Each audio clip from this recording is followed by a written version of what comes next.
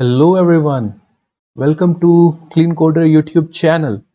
If you haven't subscribed to my channel yet, I will highly recommend you to subscribe to my channel as I post videos related to software engineering, system design, data structures and algorithms and other frequently asked interview problems. So do subscribe my channel and do check out the content. You might find this content highly useful, and who knows, you might get a problem similar to these in your next interview. So do check out all the videos I have already made. So the topic of today's video is HTTP response status codes. Now you might think that why we should study this, or like this is not a algorithmic problem or data structures hardcore problem.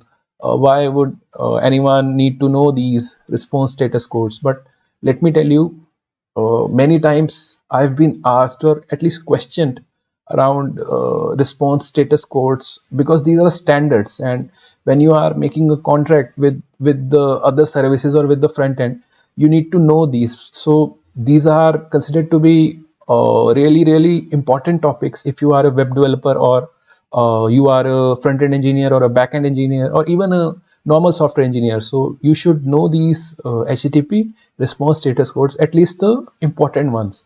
So I'll post the link of this web page, and you can go through this web page once, and you will get to know all the important HTTP response status codes. So again, this is Mozilla Web Developers page. So this is a good resource to learn web development related doubts, or clear any other web related doubts. So this is one of the good resource on the web. So let's get started with the HTTP response status codes. So HTTP response status codes indicates whether a specific HTTP request has been successfully completed. Responses are grouped in 5 classes. So there are 5 classes in which HTTP response are grouped. So which are those classes? So the first ones are informational responses. So the series between 100 to 199 are informational responses. So they tell us some information, like we'll see some of the informational responses below. So the second category is successful responses. So the range between 200 to 299 indicates successful responses. Again, we'll see these some of these below. So the third category is redirection messages.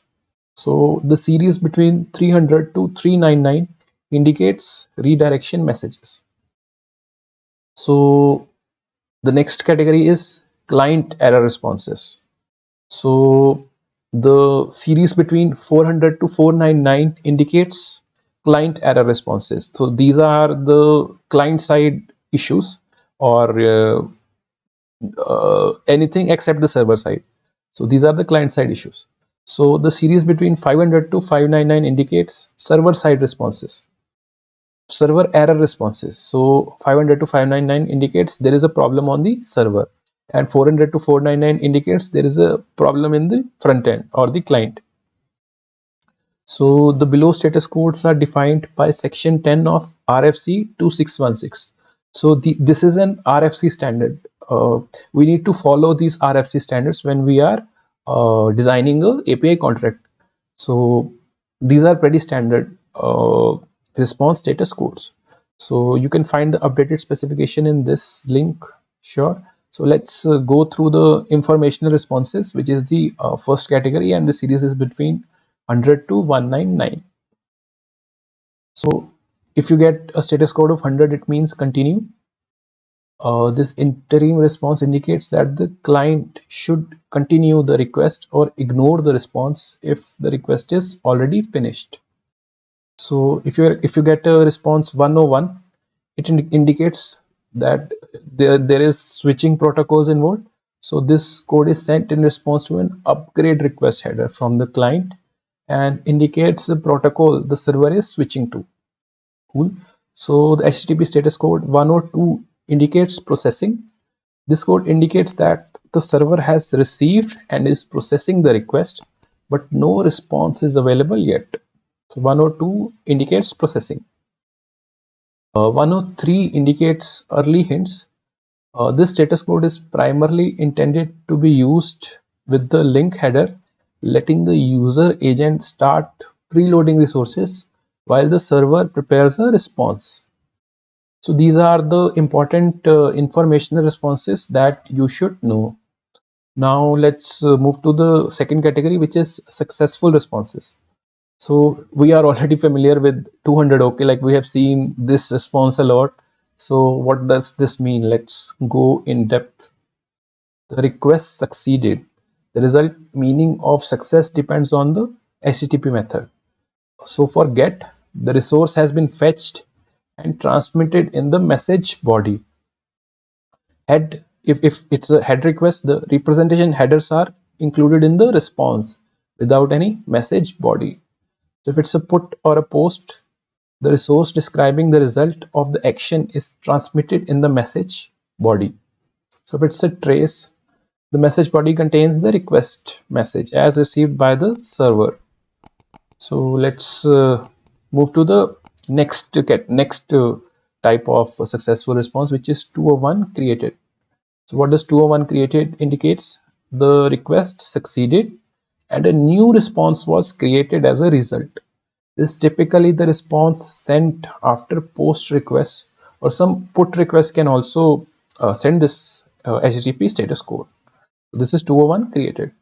Then there is 202 accepted.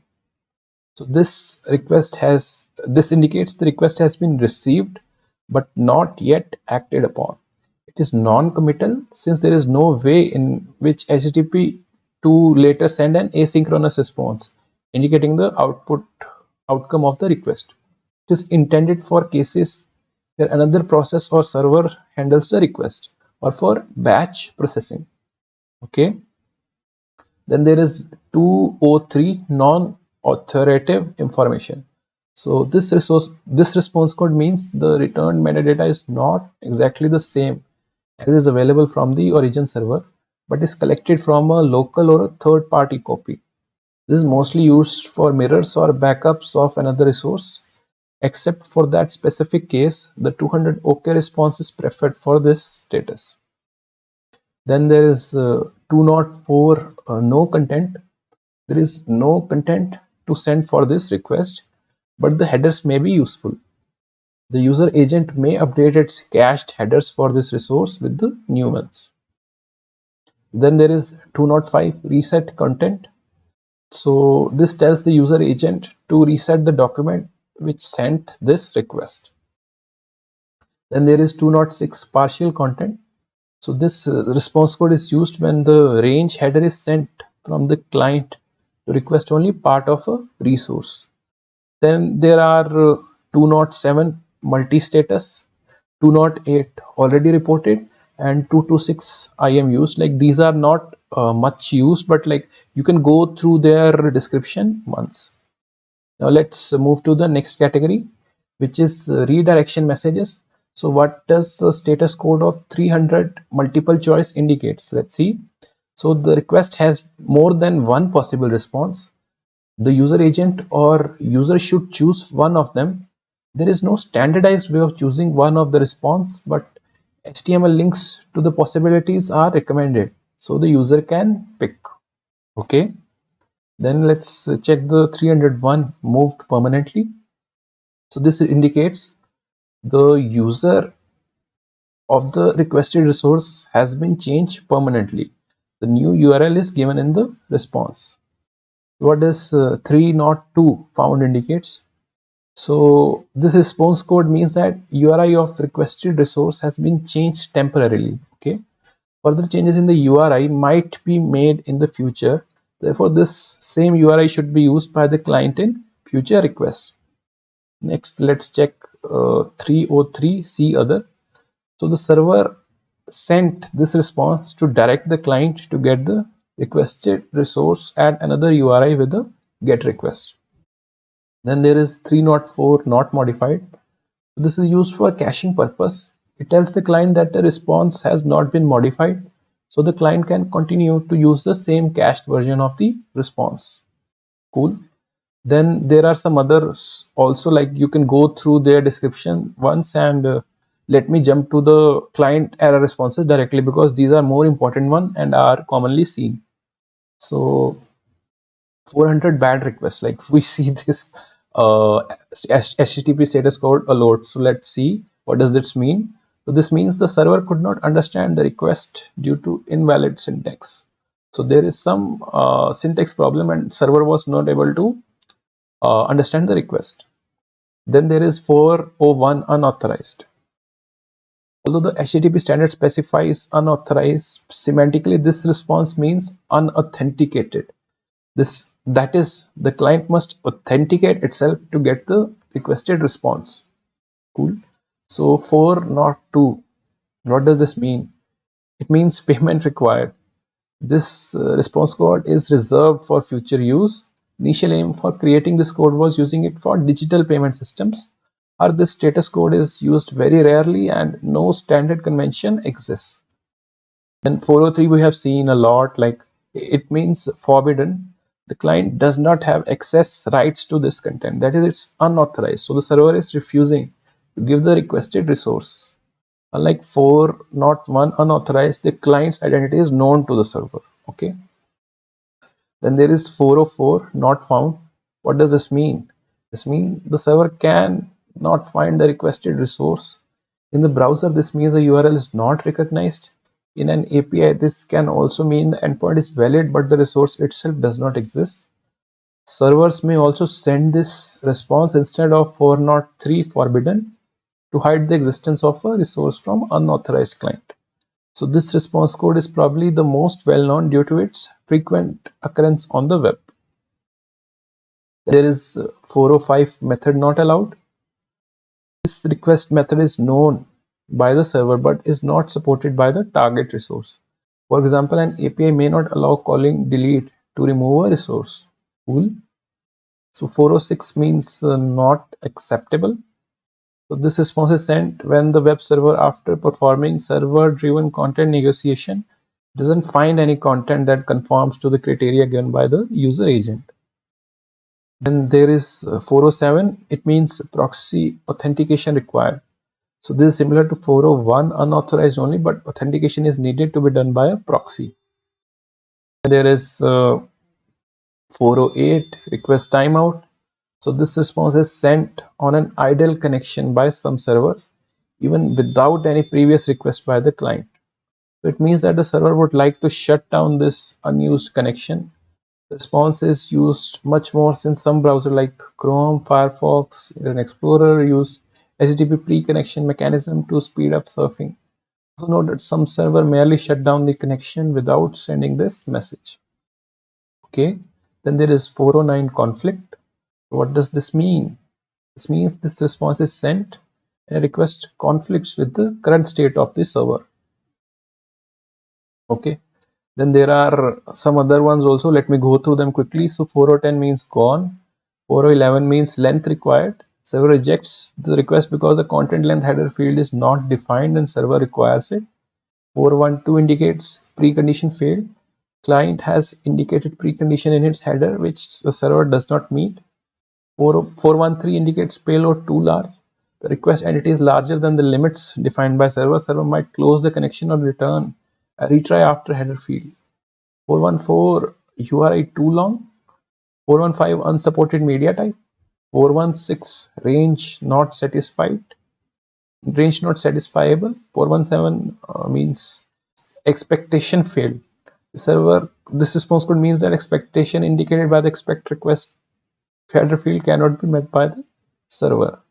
418 I'm a teapot. Well, this is interesting.